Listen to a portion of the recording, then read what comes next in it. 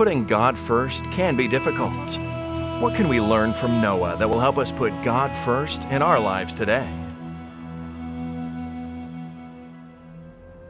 Can you imagine living in a town where you and your family are the only people who care about God?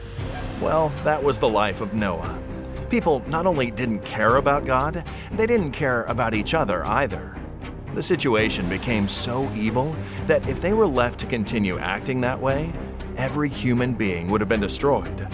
It was at that moment that God stepped in to save the world the first time around. The world would end, at least in the way it was before. Noah was told to put God first, dedicate the next century of his life to building an ark, and call on everyone to repent and change their ways. Noah and his family ended up being alone in this endeavor.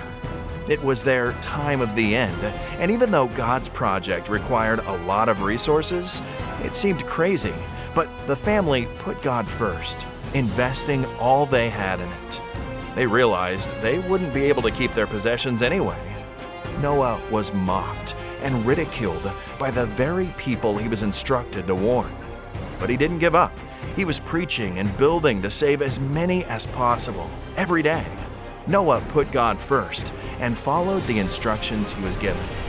The flood came, and the ark saved Noah and his family from destruction. Humanity was saved, and Noah received his property back, a bigger one indeed.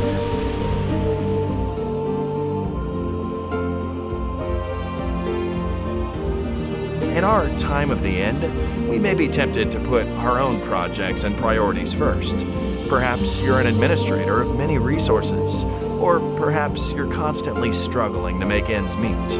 Like Noah, all of us are challenged every day, every week, every month to put God's kingdom first. In a short time, we also will be unable to keep our possessions.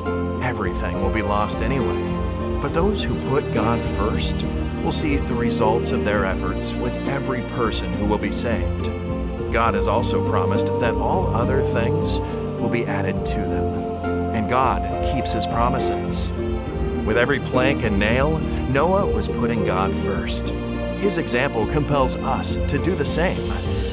As we return our tithe and give our promise, we are challenged to put God first.